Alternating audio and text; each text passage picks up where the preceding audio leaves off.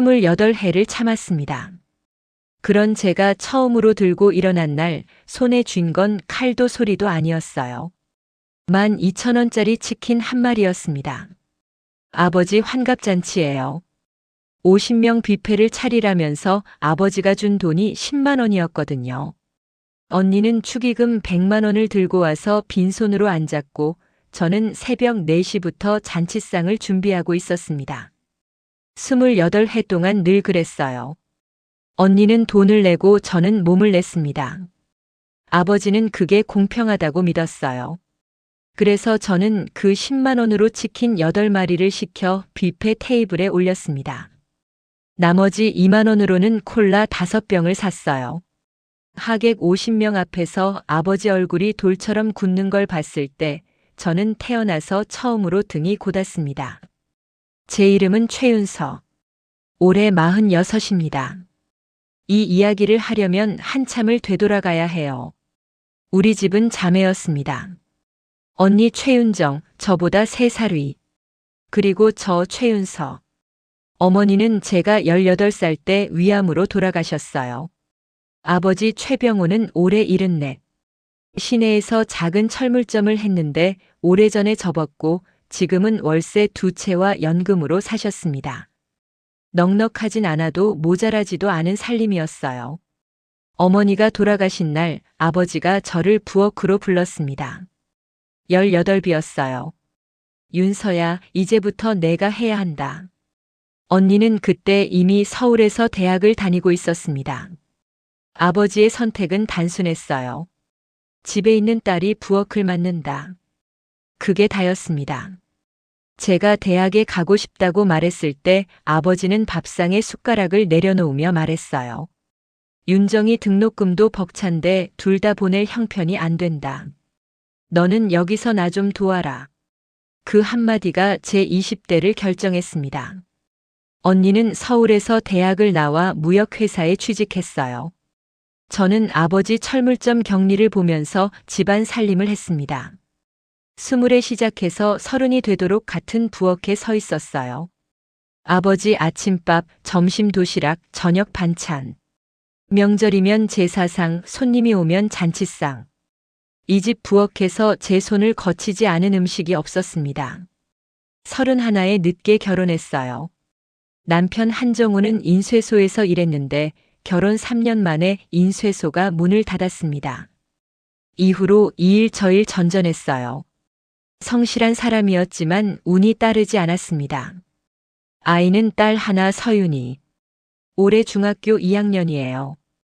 결혼을 하고 나서도 달라진 건 없었습니다. 아버지는 매주 일요일마다 저를 불렀어요.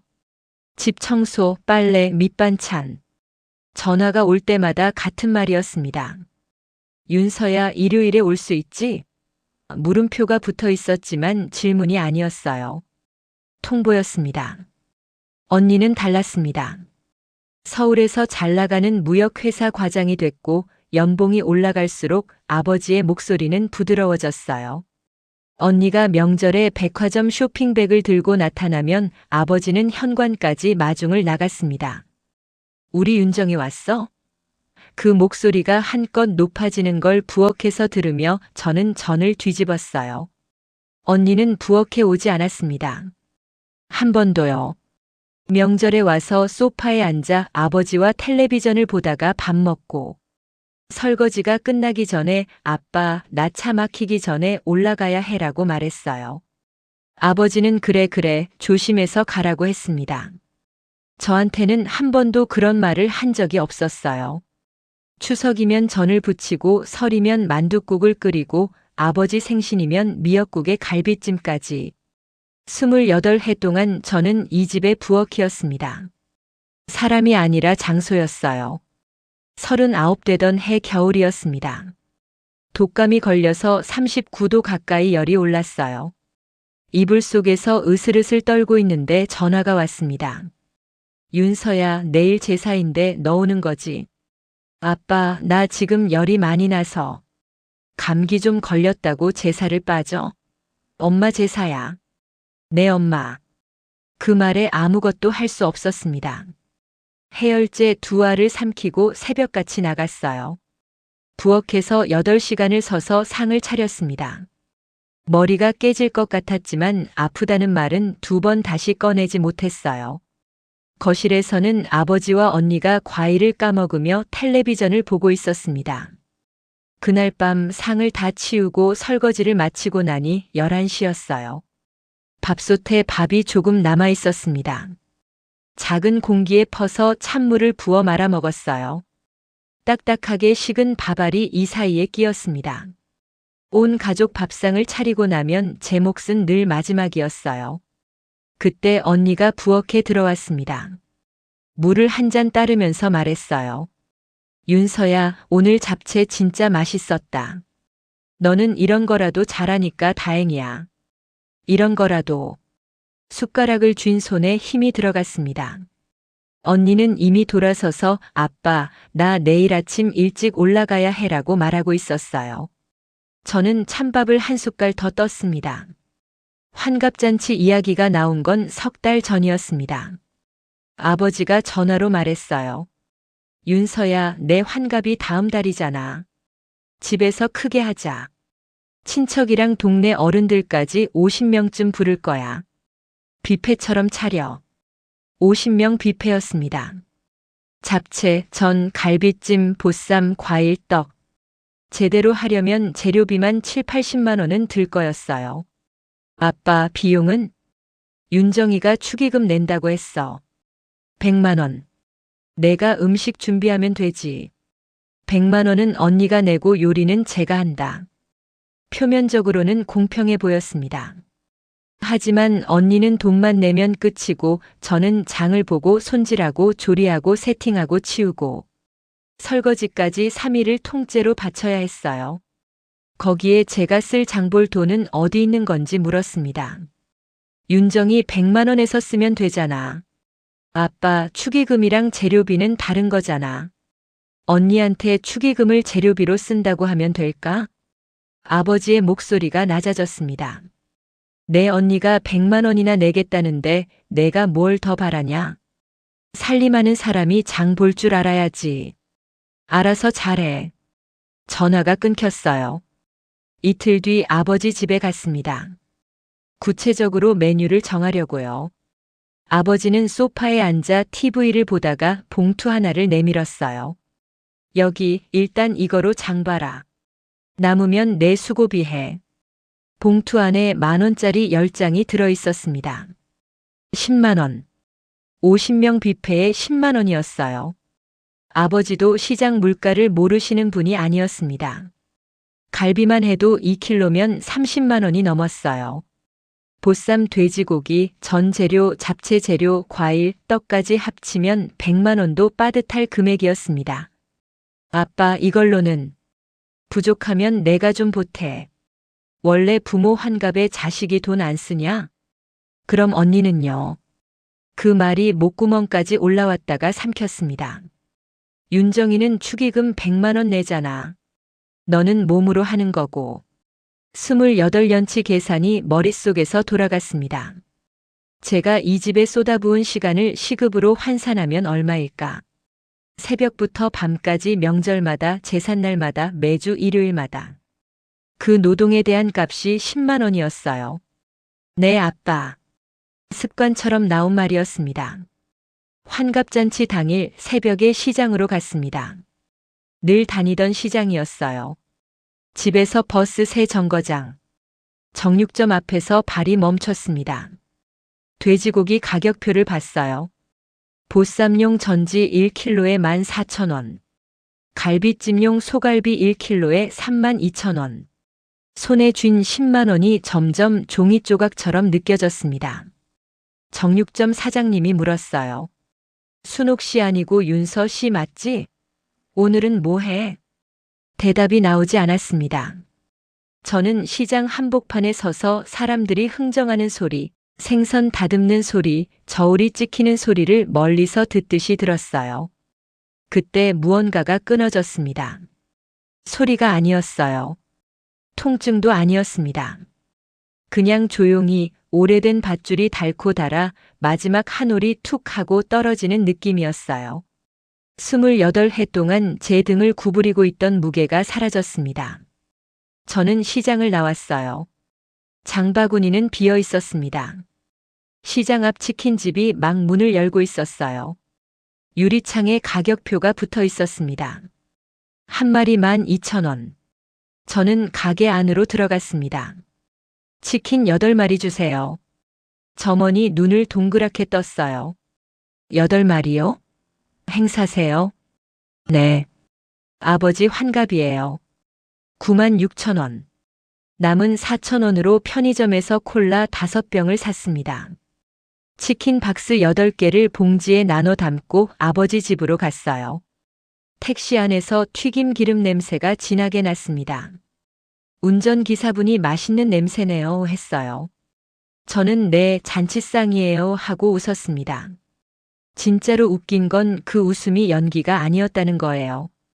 아버지 집 거실에 뷔페 테이블이 세팅되어 있었습니다. 식보를 깔아놓은 긴 접이식 탁자 3개. 50명분이니까요. 저는 치킨 박스를 하나씩 열어서 접시에 옮겨 담았습니다. 가지런히 놓았어요. 나름대로 보기 좋게 배열했습니다. 닭다리는 바깥쪽으로, 날개는 안쪽으로. 콜라는 종이컵 옆에 세워놨어요. 하객들이 하나둘 모여들기 시작할 때쯤 아버지가 거실로 나왔습니다. 한복을 차려입은 아버지가 뷔페 테이블 앞에서 멈춰 섰어요. 치킨 8마리와 콜라 5병이 올려진 환갑 뷔페를 5초, 10초. 아버지의 얼굴이 천천히 굳어갔습니다. 볼이 붉어지더니 이마까지 벌개졌어요. 입술이 떨렸습니다. 윤서야. 아빠 10만 원으로 준비할 수 있는 최선이에요. 내가 지금 미쳤냐? 목소리가 올라갔습니다. 이미 현관에서 신발을 벗고 있던 친척 2-3분이 고개를 돌렸어요. 그때 언니가 도착했습니다. 원피스에 진주 목걸이, 백화점 쇼핑백을 든 차림이었어요. 거실로 들어오다가 테이블을 보고 굳었습니다. 윤서, 이게 뭐야? 치킨이야, 언니. 한 마리에 12,000원이야. 8마리. 아빠 환갑잔치에 치킨을 올려? 아빠가 10만 원 주셨거든. 10만 원으로 50명 먹이려면 이게 제일 많이 나와. 거실이 조용해졌습니다. 현관에서 들어오던 친척들의 발걸음이 멈췄어요. 아버지의 친구분 한 분이 테이블 위 치킨을 물끄러미 바라봤습니다. 아버지가 소리를 질렀어요. 정우야. 한정우 어딨어? 남편이 마당에서 들어왔습니다. 상황을 파악하는데 오래 걸리지 않았어요. 테이블을 보고 저를 보고 아버지를 봤습니다. 저는 남편의 패턴을 알고 있었어요. 시선을 바닥으로 내리겠지. 아무 말도 안 하겠지. 장인어른. 정우의 목소리가 들렸습니다. 낮았지만 또렷했어요. 저도 할 말이 있습니다. 아버지가 돌아봤어요. 윤서가 이 집에 들인 시간이 얼만지 아십니까? 28해입니다. 매주 일요일마다, 명절마다, 제삿날마다. 그게 다 공짜였습니다. 10만 원이 아니라 1,000만 원을 줘도 모자랄 일을 시키면서 10만 원을 주신 겁니다. 방안이 얼어붙었어요. 윤서한테 잘못한 사람이 있다면 저도 포함입니다. 옆에서 보고만 있었으니까요. 근데 오늘은 그냥 못 넘기겠습니다. 정우가 제 옆으로 왔어요. 저는 앞치마를 접어서 테이블 위에 내려놓았습니다. 정우가 먼저 현관 쪽으로 걸었고 저는 뒤를 따랐어요. 아버지의 목소리가 등 뒤로 높아졌습니다. 언니가 아빠 진정해라고 말하는 소리가 들렸어요. 문을 닫았습니다.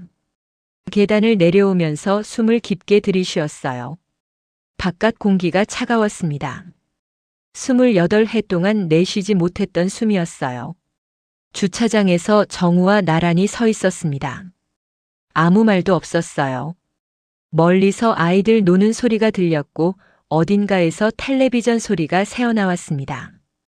왜 오늘은 막아선 거야? 몰라. 근데 더는 못 보겠더라.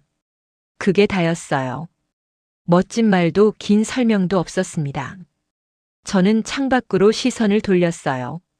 뭔가 뜨거운 게 올라왔지만 눈을 한번 깜빡이고 참았습니다. 집에 돌아와서 서랍을 열었습니다. 안쪽에 낡은 수첩이 하나 있었어요. 어머니가 돌아가시기 전에 쓰던 레시피 수첩을 바탕으로 제가 따로 적어온 거였습니다. 된장찌개에 청양고추 반 개를 넣으면 감칠맛이 올라온다. 잡채 면은 삶지 말고 볶아야 끊어지지 않는다. 그런 것들이 빼곡했어요. 수첩 마지막 장에 연필로 흐릿하게 적어둔 문장이 하나 있었습니다. 내 이름이 적힌 간판.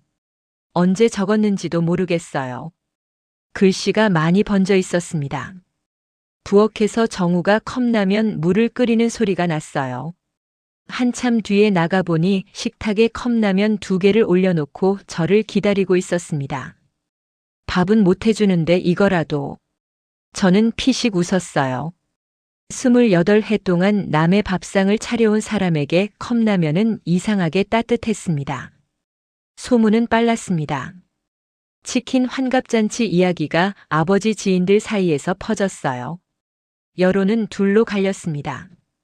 아무리 그래도 아버지 환갑에 치킨은 너무하다는 쪽과 10만 원 주고 뷔페를 시키면 딸이 뭘 어떻게 하냐는 쪽이었어요. 문제는 후자가 훨씬 많다는 거였습니다. 아버지한테 전화가 쏟아졌어요. 안부를 묻는 척 시작하지만 끝은 같았습니다. 근데 병호야, 진짜 10만 원 줬어? 아버지는 전화를 받을수록 목소리가 작아졌어요. 언니한테서 문자가 왔습니다. 윤서야, 당분간 아빠 자극하지 마. 내가 수습할게. 수습. 28해 동안 부엌에 서 있던 건 저인데 수습은 언니가 한다고 했어요. 답장을 하지 않았습니다. 정우한테 전화가 왔어요. 장인어른 번호가 떴지만 정우는 받지 않았습니다. 처음 있는 일이었어요. 전화기를 뒤집어 식탁 위에 엎어놓더니 제 쪽을 보며 말했습니다. 하고 싶은 거 있으면 내가 돕겠어. 각 잡힌 선언이 아니었어요. 밥숟가락 들다가 불쑥 나온 말이었습니다. 저는 정우 밥그릇에 국을 더 떠줬어요. 밥이나 먹어. 짧았지만 차갑지는 않았습니다. 정의가 아니라 제 경우는 정미였습니다. 고등학교 동창 박정미. 야, 윤서야. 너 그 손맛으로 뭔가 해봐. 정미는 전부터 이 말을 했었어요. 저는 늘 웃어넘겼습니다. 그런데 이번에는 달랐어요. 정미가 시장 뒷골목에 빈 점포가 있다고 했습니다. 10평짜리. 저는 3번을 보러 갔어요. 아침 햇살이 어떻게 드는지, 저녁에 서쪽 빛이 어떤지, 비 오는 날 습기는 어떤지. 30년 가까이 부엌에서 산 사람의 눈이었습니다. 정우한테 말하니 같이 가보자 했어요. 보증이라는 말은 꺼내지 않았습니다. 우리 둘 다 그 단어의 무게를 알고 있었으니까요. 정우의 인쇄소가 망한 것도 동업자 보증 문제였어요. 보증 같은 거 아니야. 그냥 청소나 도와줘. 정우가 웃었습니다. 오랜만에 보는 웃음이었어요. 계약서에 도장을 찍었습니다. 간판 없이 시작했어요. A사 용지에 매직으로 윤선의 밥상이라고 적어 유리문 안쪽에 붙였습니다. 첫 주는 하루에 2~3명이 전부였어요. 저는 시금치 나물, 멸치볶음, 깍두기를 만들어 종이컵에 담아 지나는 사람들에게 건넸습니다. 그냥 한번 드셔보세요. 어르신 한 분이 멈춰서서 시금치를 한 점 드시더니 이것 간이 많네 하고 멈추셨어요. 다음 날 딸을 데리고 오셨습니다. 그 딸이 회사 동료한테 말했고 동료가 어머니한테 전화했어요. 보름이 지나자 전화가 쏟아졌습니다. 한 달 뒤에는 아침마다 가게 앞에 줄이 생겼어요. 저는 새벽 3시에 일어나 재료를 손질했습니다. 아버지 집 부엌에서 제사 음식을 만들던 바로 그 시간이었어요. 그런데 몸이 달랐습니다.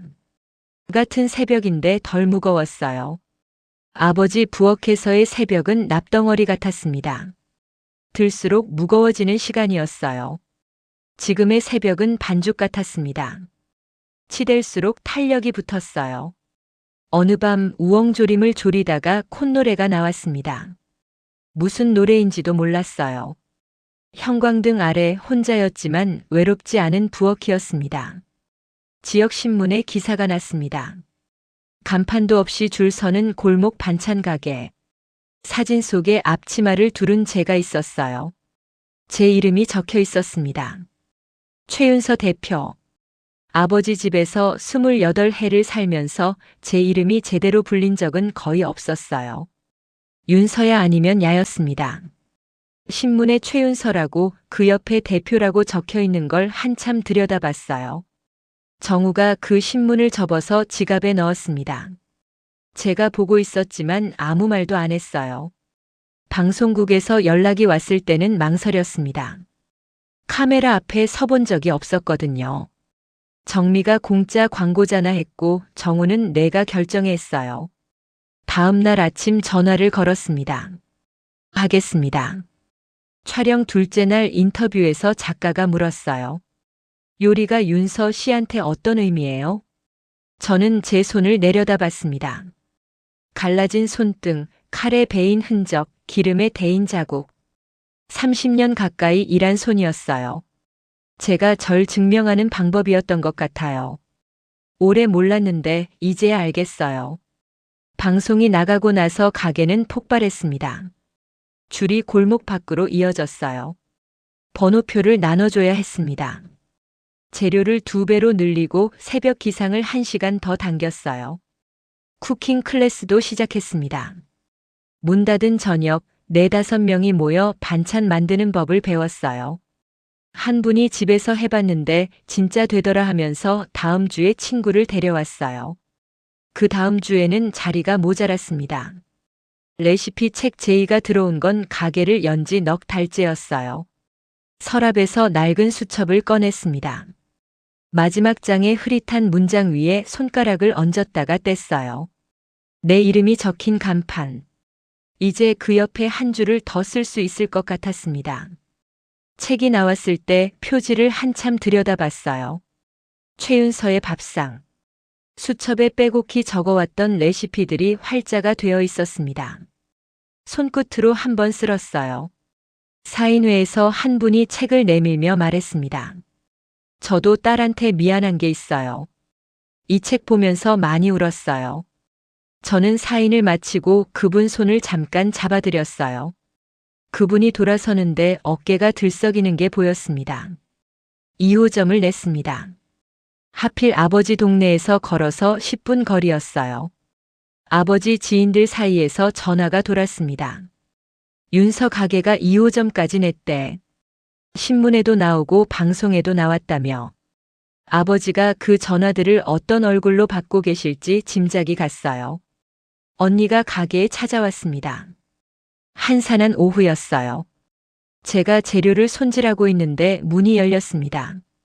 고개를 드니 언니였어요. 단정한 차림이었지만 표정이 굳어 있었습니다. 윤서야. 언니 왔어. 나 할 말이 있어. 말해. 그동안 내가 너무했다. 너 혼자 다 하게 놔두고 나는 돈만 내면 된다고 생각했어. 미안해. 목소리가 끝에서 떨렸어요. 저는 잠깐 언니를 봤습니다. 그리고 진열대에서 반찬 한 통을 꺼내 포장했어요. 우엉조림이었습니다.